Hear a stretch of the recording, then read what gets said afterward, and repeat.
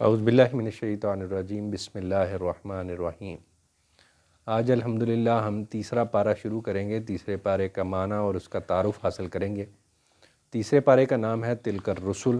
اور اس کے اندر سورہ البقرہ اور سورہ آل عمران دونوں آتی۔ پہلے ہم نے دیکھا دوسرے پارے میں صرف سورہ البقرہ تھی، اور سورہ البقرہ اس پارہ میں مکمل ہو رہی ہے، اور یہ پارہ 252 نمبر آیت سے لے کے آخر والی آیت 286 نمبر آیت تک سورہ البقرہ اس پارہ میں موجود ہے۔ اس کے بعد سورہ آل عمران شروع ہوتی ہے۔ آل سے مطلب اولاد یا پھر گھر والے، اور عمران سے مطلب عمران، اور یہ 1 سے لے کے 91 نمبر آیت اس کے اندر شامل ہے۔ اس پارے کے اندر سب سے پہلے تو وہ اللہ کی حقانیت والی صورت سب سے بڑی سورہ البقرہ ہے، اور اس کے اندر جو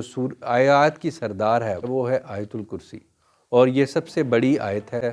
اور اس کے اندر اللہ تعالیٰ کی حقانیت اور اللہ تعالیٰ کی موجودگی اور اللہ تعالیٰ کی تعریف بیان کی گئی ہے۔ اس کے بعد آگے چلتے ہوئے ہم جب پہنچتے ہیں حضرت عزیر علیہ السلام کے قصے پہ، کہ حضرت عزیر علیہ السلام بنی اسرائیل کے نبی تھے، اور 450 قبل مسیح کا واقعہ ہے کہ وہ ایک شہر کے پاس سے گزر رہے تھے، اور انہوں نے ذہن میں سوچا کہ اللہ تعالیٰ اس شہر کو کس طرح زندہ کرے گا۔ تو اللہ تعالیٰ نے ان کی جان 100 سال کے لیے قبض کر لی، اور جس سواری پر یعنی کہ گدھے پر وہ جا رہے تھے اس سواری کی بھی جان اللہ تعالیٰ نے قبض کر لی، اور 100 ایئر کے بعد جب اللہ تعالیٰ نے اٹھایا تو انہوں نے دنیا میں آ کے وہ فرق محسوس کیا کہ 100 سالوں میں کیا چیزیں بدل گئی ہیں۔ تو اللہ تعالیٰ اس طرح اپنی آیات نبیوں کو دکھاتا ہے تاکہ ان کا ایمان اللہ پر اور زیادہ پختہ ہو سکے۔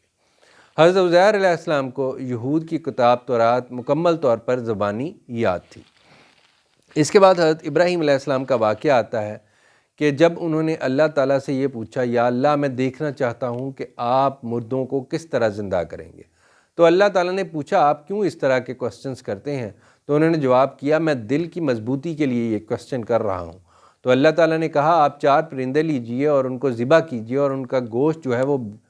اس طرح ٹکڑے ٹکڑے کر دیجئے، اور ان ٹکڑوں کو مختلف پہاڑوں پر بکھیر دیجئے، پھر جب آپ ان کو آواز دیں گے تو وہ آپ کی طرف چلتے آئیں گے۔ تو اس طرح اللہ تعالیٰ نے حضرت ابراہیم علیہ السلام کو ایمان کی مضبوطی کے لیے یہ واقعہ دکھایا۔ پھر اللہ کی راہ میں مال خرچ کرنے کا حکم ہے، غریبوں پہ، مسکینوں پہ، اور اللہ تعالیٰ اس مال کو بڑھا کر ہمیں عطا کرے گا یوم حشر کو۔ پھر ایک جامع دعا ہے، سورہ البقرہ کی آخری جو 2 آیات ہیں اللہ تعالیٰ نے معراج کے موقع پہ نبی اکرم صلی اللہ علیہ وسلم کو عطا کی تھی، اور یہ جامع دعا ہمیں یاد ہونی چاہیے، ربنا لا تؤاخذنا، کہ یا اللہ ہمارا مواخذہ نہ کرنا، اور یہاں سے لے کے آخر تک۔ اس کے بعد سورہ آل عمران سٹارٹ ہوتی ہے، اس کے اندر اللہ تعالیٰ کی حقانیت اور اللہ تعالیٰ کے یہ کہ اللہ تعالیٰ کائنات کا مالک ہے اس کے بارے میں بیان آیا ہے۔ اور اس کے بعد قرآن مجید کی 2 طرح کی آیات، ایک آیات متشابہات ہیں اور ایک آیات جو کہ محکمات ہیں، دونوں کا ذکر آیا۔ محکمات ایسی آیات ہیں جن کے اندر حکم ہے اور واضح ہے، جو بھی کوئی اسے پڑھے گا تو اس کو وہ حکم سمجھ آ جائے گا۔ اس کے بعد متشابہات ایسی آیت ہیں جن کا اصل مطلب تو اللہ تعالیٰ ہی جانتا ہے، یا جن کے دل کجی کے ہیں، یعنی کہ دل کے اندر کجی ہے، وہ لوگوں کو اور خود کو گمراہ کرنے کے لیے متشابہات کا سامنا کرنا پڑتا ہے۔ اس کے بعد عظمت الہی کے بارے میں بیان ہوا ہے کہ اللہ تعالیٰ جس کو چاہتا ہے بادشاہت عطا کرتا ہے، اور جس سے چاہتا ہے بادشاہت چھین لیتا ہے، جس کو چاہتا ہے عزت دیتا ہے اور جس کو چاہتا ہے ذلت دیتا ہے، اور اللہ تعالیٰ جس کو چاہتا ہے بے حساب رزق عطا کرتا ہے۔ پھر اطاعت رسول کے حوالے سے اللہ تعالیٰ نے فرمایا اگر تم واقعی اس بات پر سچے ہو کہ تم اللہ سے محبت کرتے ہو تو رسول اللہ صلی اللہ علیہ وسلم کی اطاعت کرو، اور اس اطاعت کا نتیجہ یہ ہوگا کہ اللہ تعالیٰ بخش دے گا تمہارے گناہ اور تمہارے اعمال بہتر کر دے گا۔ اس کے بعد ایک اور نبی حضرت زکریا علیہ السلام کا قصہ ہے کہ حضرت زکریا علیہ السلام جنہوں نے کفالت میں لیا حضرت مریم سلام علیہا کو، اور ان کی کفالت میں وہ تھیں جب ان کے ساتھ وہ واقعہ پیش آیا کہ حضرت عیسیٰ علیہ السلام کی پیدائش ہوئی، تو حضرت زکریا علیہ السلام نے یہ دیکھا تو انہوں نے بھی اللہ تعالیٰ سے رجوع کیا اور اللہ تعالیٰ سے دعا کی، یا اللہ میں بوڑھا ہو چکا ہوں، میرے جو بال ہیں وہ وائٹ ہو چکے ہیں، میری بیوی بھی بانجھ ہے، وہ بچہ پیدا نہیں کر سکتی، لیکن آپ تو قدرت رکھتے ہیں، آپ مجھے جو ہے وہ صالح بچہ عطا فرمائے، تو اللہ تعالیٰ نے ان کو حضرت یحییٰ علیہ السلام کی بشارت سنائی اور ایک نشانی یہ بتائی کہ آپ 3 دن تک کسی سے بات نہیں کریں گے، اور اس طرح اللہ تعالیٰ نے انہیں حضرت یحییٰ علیہ السلام کی نعمت سے بہرہ مند فرمایا، اور یحییٰ علیہ السلام اپنے والدین کے ساتھ بہت زیادہ نرم دل تھے۔ اس کے بعد بن باپ کے حضرت عیسیٰ کی پیدائش کا ذکر آیا۔ آپ دیکھیں حضرت مریم سلام علیہا جن کی ایج اس وقت 15 ایئرز تھی، تو اللہ تعالیٰ نے انہیں اس طرح کی بڑی آزمائش میں سے گزارا